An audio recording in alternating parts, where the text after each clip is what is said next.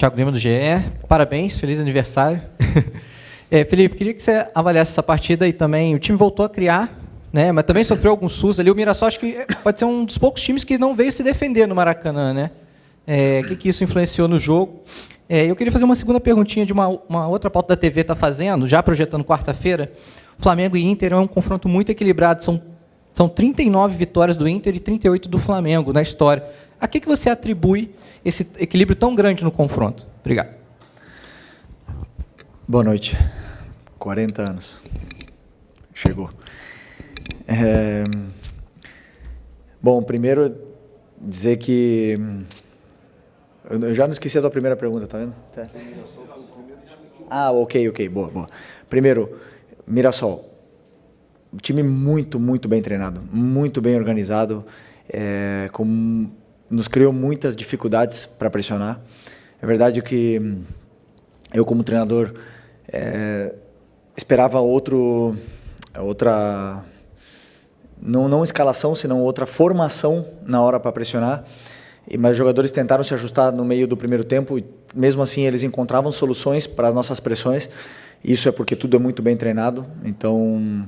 E eles identificam muito bem essas soluções, os espaços que encontrar, na qual nos gerou muita dificuldade para pressionar. Ao mesmo tempo que eles tentaram propor, que eles tentaram ter a bola em todo momento, tirar a bola da gente, deixaram mais espaços, nos deram mais chances do que os outros adversários, como você bem falou, que vem muitas vezes para se fechar. E, obviamente, nosso time criou muitas chances claras, onde não se converteram todas em gols, né? Então, isso vai muito da postura do adversário. Depois, com o placar, né, no segundo tempo, eles também deram um passo à frente, colocaram mais gente na nossa última linha e com isso também foi mais difícil defender, mas as chances nossas sempre eram mais claras.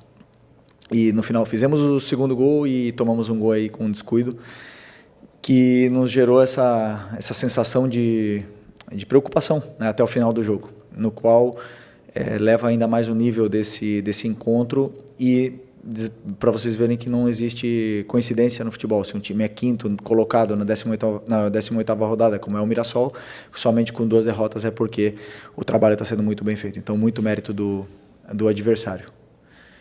E contra o Inter, ainda falta.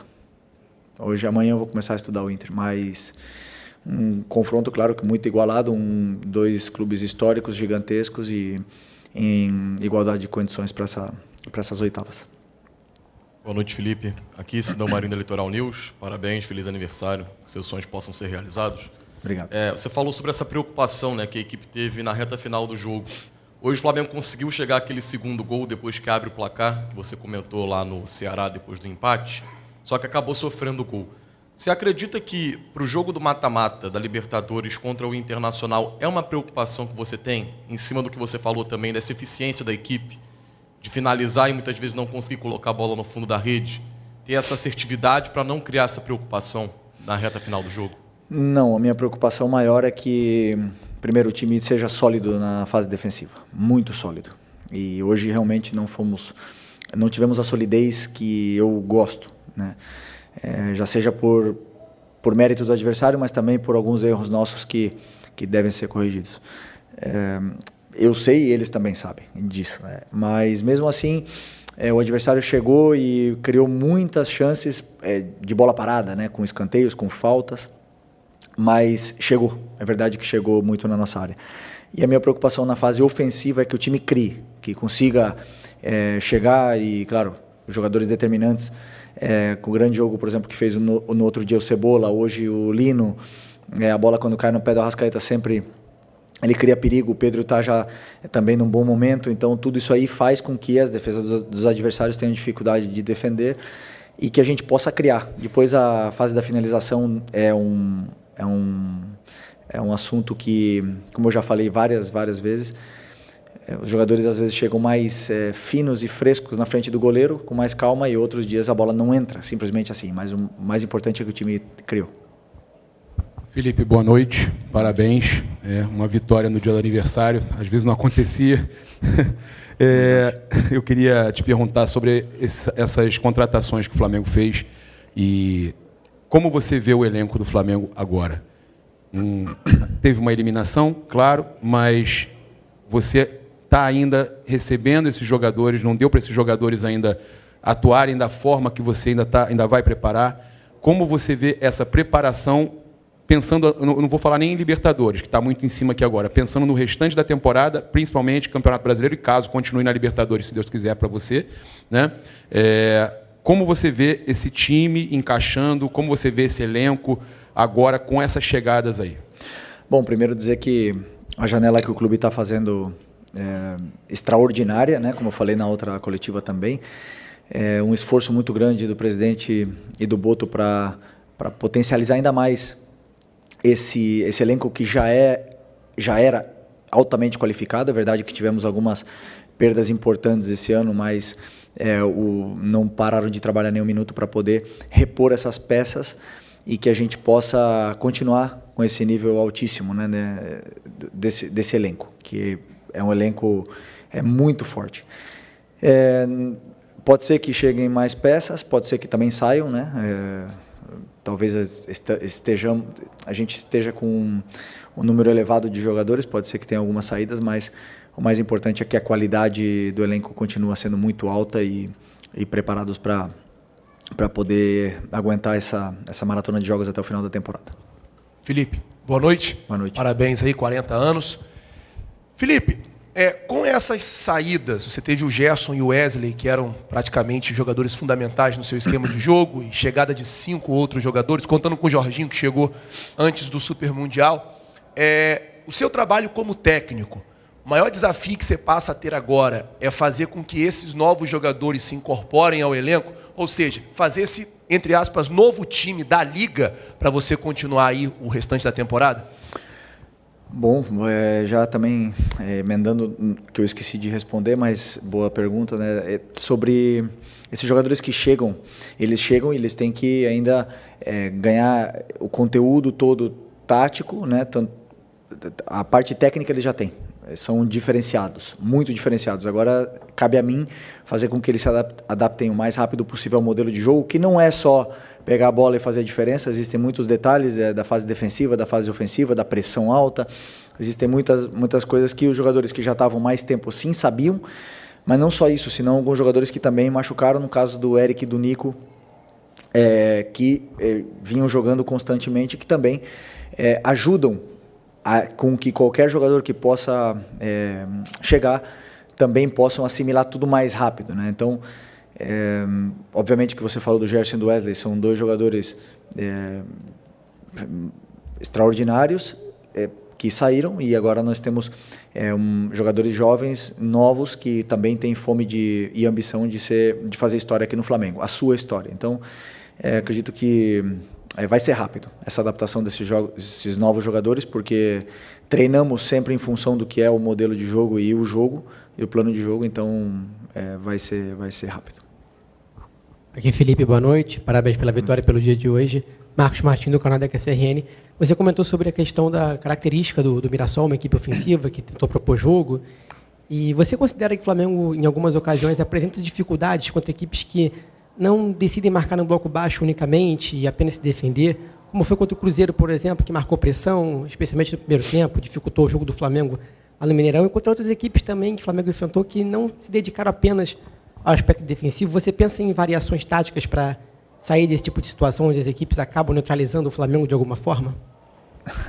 Na outra coletiva, a pergunta era se os times se fechavam e criavam dificuldades para o Flamengo. Agora são os times que jogam que criam dificuldade? Sempre, todos os times criam dificuldades para o Flamengo. Todos, os que jogam, os que não jogam, os que se defendem em bloco baixo, os que pressionam alto, os que não pressionam. Todo adversário tenta anular e fazer um plano para anular o Flamengo e os adversários que venham pela frente. Então sempre são adversários complicados.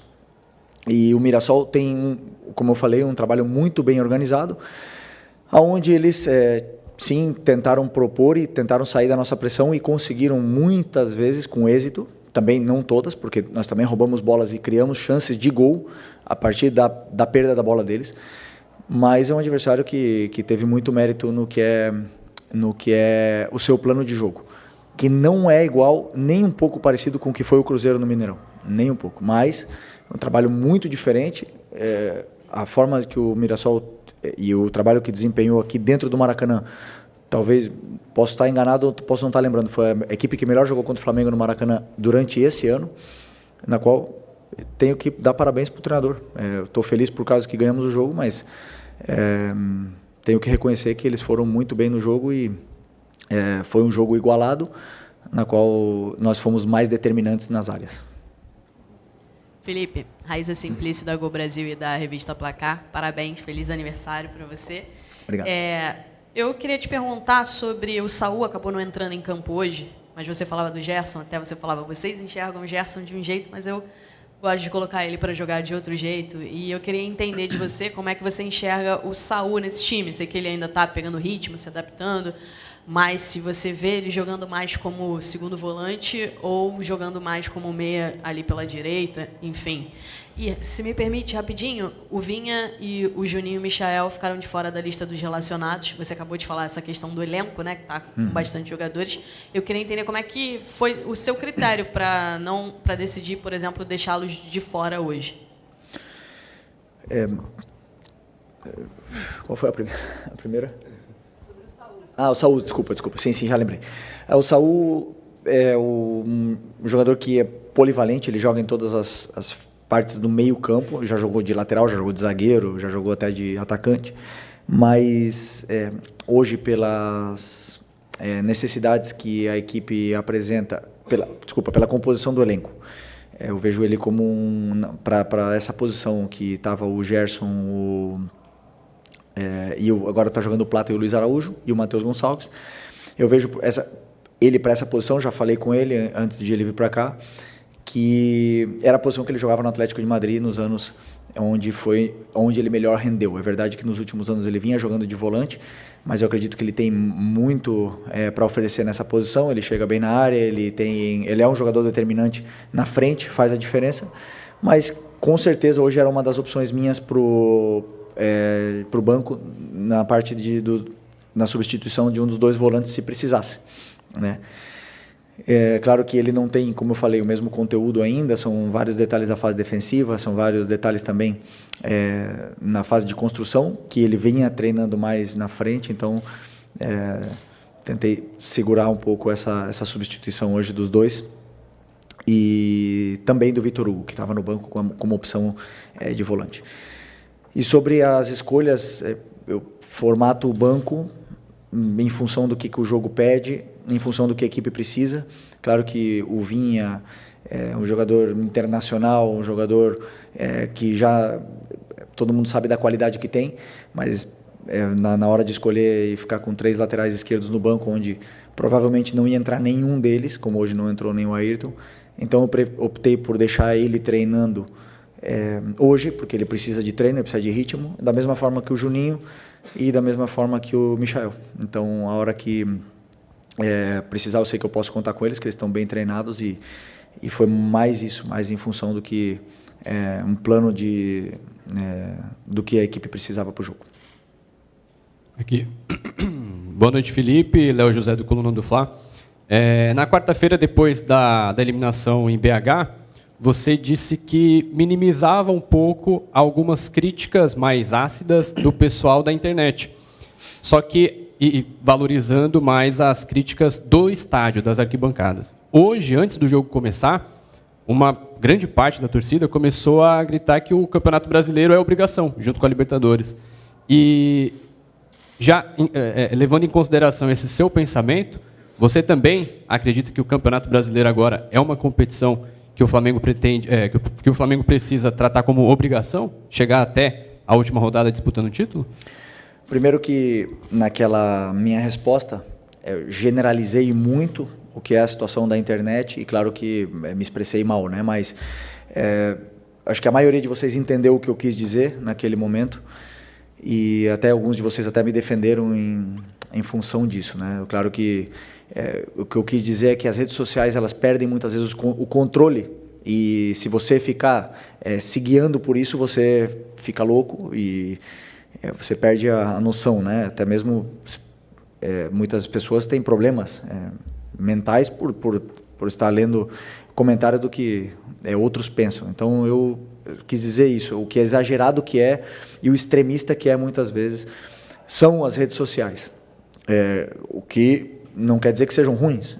As redes sociais vêm para ajudar o mundo e vêm para melhorar, mas realmente nós que estamos sempre colocando a cara, se você seguir isso aí, você passa mal, né? Então, o que você falou sobre a torcida, tem todo o direito do mundo de fazer tudo o que quiser. Aliás, desde que eu cheguei aqui, o dia que eu botei o pé no Rio de Janeiro, estava tendo um protesto contra a equipe que tinha perdido contra o Emelec na Libertadores, estava num momento difícil e eu sabia onde eu estava vindo. Conheço o Flamengo durante toda a minha vida e vivi o Flamengo nos últimos 6 anos e não existe outro caminho senão a cobrança do torcedor aqui. Aqui sempre foi assim e sempre vai ser. Nunca iremos nem devemos mudar o que é a essência do torcedor do Flamengo, que sempre quer o melhor para o clube.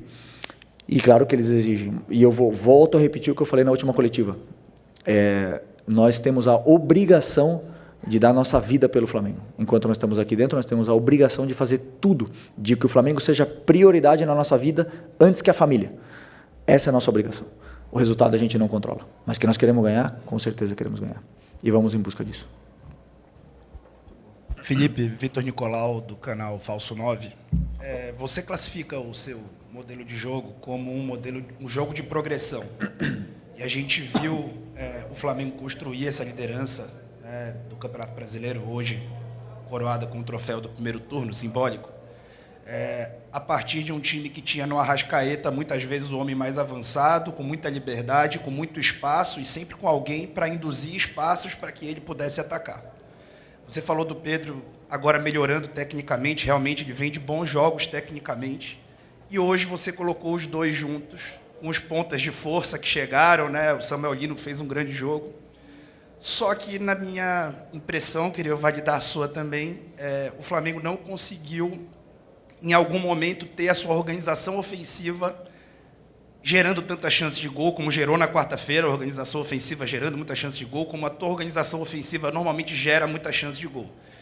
Hoje, você teve as transições muito bem, mas a organização ofensiva, na minha opinião, você teve em vários momentos o Arrascaeta e o Pedro ali sem conseguir, o Arrascaeta sem conseguir os espaços que normalmente ele consegue quando está sem o Pedro, e depois, sem o Pedro, o Arrascaeta cresce de produção.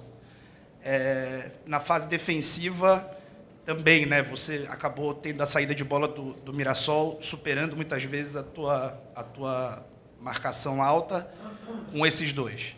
Você acha que, em algum momento, em meio de temporada, você vai conseguir coordenar para que o time seja a lá Flamengo, dominante, fazendo o jogo de progressão com esses dois juntos? Vitor, gosto de você. Te conheço. Sabe muito de futebol. Primeira vez, né? Que tu vem aqui, né? Bem-vindo. Bom, boa pergunta. Sobre o Pedro e o Arrasca, é o seguinte, eu acredito que eles podem jogar juntos. Claro que podem. Hoje eu vi muitas coisas boas na fase ofensiva. Aliás, eu vi muita facilidade na fase ofensiva para a gente chegar. Chegávamos com muita facilidade por fora, principalmente, porque o Mirassol é um time que se compacta muito e bloqueia muito o meio.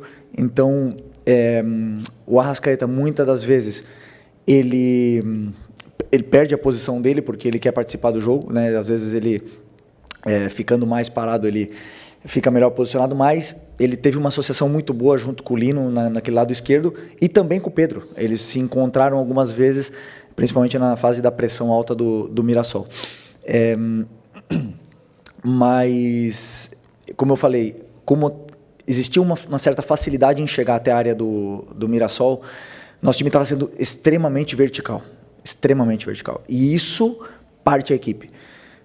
Então, a gente, ao mesmo tempo que criava chances, que a gente chegava na área, que criava chances claras e não fazia, também perdíamos a bola, o goleiro tinha uma reposição rápida, o Pedro e o Arrascaeta, que são dois jogadores que precisam dessa organização ofensiva que você fala, uma fase mais de estabilidade, não tinha que correr para trás e acaba se desestruturando um pouco o que é a equipe, a fase defensiva, e o jogo começa a ficar partido. Eu não gosto de jogo partido, só que o o adversário deixa os espaços que deixa. E eu não posso falar, não vai por aquele espaço que ele está deixando. Ou não ataca, não vai para frente. Eu tenho que deixar ele atacar. Por isso que eu chamo o jogo de progressão, porque eu quero que eles sempre progridam a jogada, que eles vá para frente, que sejam verticais o máximo possível. Aí hoje eu gostaria que eles fossem um pouco menos, né, para a gente poder ter essa estabilidade, para o Pedro e o Arrasca poder descansar, para eles poderem pressionar juntos e a gente poder recuperar juntos. Mas na fase defensiva de hoje, a culpa foi do treinador. A pressão que eu propus para a equipe não deu certo e não foi culpa do Arrascaeta e do Pedro. Se tivesse sido do jeito que eu pensava, provavelmente teria funcionado melhor. Mas como não foi... E depois eu vi que a gente já estava sofrendo, precisávamos mais de perna para poder correr. Optei por tirar o Pedro e botar o Luiz Araújo, e aí o time já fica mais consistente com esses jogadores que aguentam fazer 70 metros. E não deixamos de sofrer mais. Eu senti que o time já ficou um pouco mais consistente. Okay? Oi, Felipe. Feliz aniversário. Bem-vindo ao Isenta. E queria saber de você o seguinte: o Flamengo chegou hoje aos 40 pontos no campeonato, tá? De 54 que ele disputou. Isso dá uma média ali de 74% de aproveitamento na competição. Independentemente do jogo que falta, que é contra o Sport lá em Recife, o Flamengo já, como disse o colega aqui, simbolicamente ele fechou o turno na frente. O que numa competição de pontos corridos, historicamente, o time, quando fecha o turno na frente, ou ele bate campeão, a maioria das vezes, ou ele disputa, normalmente, o título mesmo não sendo campeão. Eu quero saber o que isso representa para você na formatação e na sequência aí do trabalho, mesmo faltando esse jogo que ainda falta. E só um detalhezinho em relação já ao jogo contra o Inter. Como é que está o Nico de la Cruz? Ele estará à disposição, pode estar à disposição para quarta-feira? Sobre... os pontos, então, 40 hoje, podendo fazer 43 no primeiro turno, é isso? Ok. São bons números, claro que poderiam ter sido melhores, mas também poderiam ter sido piores. Para mim, não significam nada, a não ser que temos que ganhar o próximo, e vai ser contra o Inter, né? Então vai ser difícil, vai ser fora de casa, e nós temos que tentar ser o mais consistentes possível daqui até o final. Eu, desde que eu cheguei no Flamengo, todos os anos que eu cheguei no Flamengo, quase sempre a gente teve que perseguir o líder, né? Em 2019 perseguimos no primeiro turno e acabamos conseguindo virar essa vantagem, tomar a liderança e ficar até o final. E em 2020 também, não éramos líderes, acho que era o São Paulo durante muito tempo, depois foi o Inter, depois a gente retomou e sempre foi perseguidor. Eu acredito que para ganhar um campeonato nacional, um campeonato de formato de liga, você tem que primeiro, começar bem, porque depois fica muito difícil você não poder ceder pontos em nenhum momento, e ser o mais consistente possível nesses jogos, porque assim, jogar contra o Palmeiras fora, tudo pode acontecer, mas nesses jogos que são teoricamente os jogos onde você tem que ganhar, você não pode falhar, né? Porque os adversários não vão falhar, mesmo que no Brasil não tem lógica, não tem lógica. O time do rebaixamento pode ganhar do líder. Aqui a gente já viu várias vezes acontecendo isso, inclusive nós, inclusive conosco. Então, que representa isso é motivação para seguir brigando pelo título. E sobre o Nico, tenho esperança, mas não sei se vai ser possível. Mas está perto. Felipe, boa noite. Pedro Ramos, da Sintonia Esportiva. Desde que você assumiu... Primeiro, feliz aniversário, desculpa. Desde que você assumiu o comando do Flamengo, você sempre cita pequenos detalhes na partida, desde pressão alta, desde as movimentações do jogo. E eu queria que você comentasse sobre a saída do Rossi ultimamente, porque contra o Ceará ele saiu mal, o Pedro Raul chegou a fazer gol de empate. O Pedro Raul, depois da partida, disse que acompanhava as saídas do Rossi, que ele realmente saía mal, parava e acabava dando oportunidade para o centroavante. Hoje, no escanteio, se não me engano, o Rossi acabou saindo mal de novo e teve uma bola que ele foi encoberto, o Léo Pereira acabou salvando, que seria talvez mais 2 pontos desperdiçados com um erro individual. Eu queria saber qual o trabalho que vocês fazem sobre isso, se é algo já identificado na sua comissão técnica, até porque recentemente, pelo menos na imprensa, que o Flamengo estaria de olho em outros goleiros, não talvez para essa temporada, mas talvez para a próxima. Eu queria saber o que você pensa, não só sobre o Rossi, mas talvez sobre a necessidade de ter um outro goleiro também para o Flamengo. Obrigado. Primeiro que essa saída do Rossi nos deu e nos dá e nos dará muitas alegrias, porque eu pessoalmente eu gosto que ele saia do gol, eu gosto de goleiro corajoso, que tenha essa confiança de poder ir lá e aliviar. Durante muitas vezes, a maioria das vezes deu certo, e todo o goleiro, como todo jogador, oscila, passa por momentos de menos confiança, mas sabemos do risco que pode existir numa saída de bola, e eu quero que ele continue saindo. Uma opção minha. E sobre uma reposição, é um assunto para o Boto, mas com certeza o Flamengo sempre está atento ao mercado, ainda mais porque pode ser que tenhamos uma saída no final do ano. Buenas noches, Felipe. Tá bom. Aquí. Buenas noches. Primero que todo, feliz cumpleaños. Gracias. Quería preguntarte por Jorge Carrascal. No tuvimos la oportunidad de verlo. No te quería preguntar específicamente por eso, pero él llega como un camisa 10. Es una posición que suele utilizar Jordan de Arrascaeta, pero por lo general a de Arrascaeta se le va acompañando al centro delantero. Hoy, más que de 10, jugó como un segundo delantero, me dio la sensación.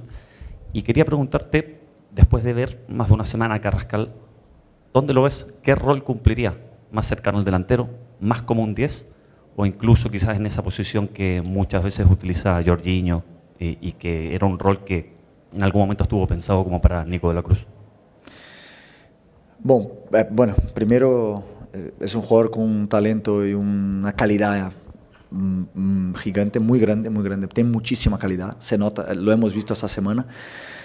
Hoy lo tenía casi seguro de que iba a ponerlo, tenía muy pensado el cambio de Arrascaeta y que él entrase por Arrasca, pero sentí en ese momento que el equipo necesitaba presionar más al Mirasol, necesitaba gente que tuviera más presión, sobre todo en los detalles micro ahí de la presión alta, que ya tiene muy bien incorporado Bruno y Plata, y Carrascal aún no tiene tanto estos entrenamientos de presión, por eso opté por no ponerlo por la fase defensiva, pero la fase ofensiva seguro que nos daría mucho, tiene mucha calidad, es un jugador que yo tengo una esperanza de que sea ídolo de este club dentro de los próximos años, porque es el típico jugador que al aficionado le va a encantar ver por lo bien que trata la pelota. Y después, contestando tu pregunta sobre la posición, yo le veo en la misma posición que juega Arrascaeta hoy. Sin embargo, él me dijo que puede jugar tanto abierto como en la posición en derecha también, o sea, en las 4 posiciones de arriba, él puede jugar en las 4. Entonces, con la cual va a tener muchos minutos durante la temporada, hay partidos para todos y sin ninguna duda va a ser un jugador, pero va a ser un jugador importantísimo para mí, para nosotros. Obrigado, boa noite, pessoal. Obrigado.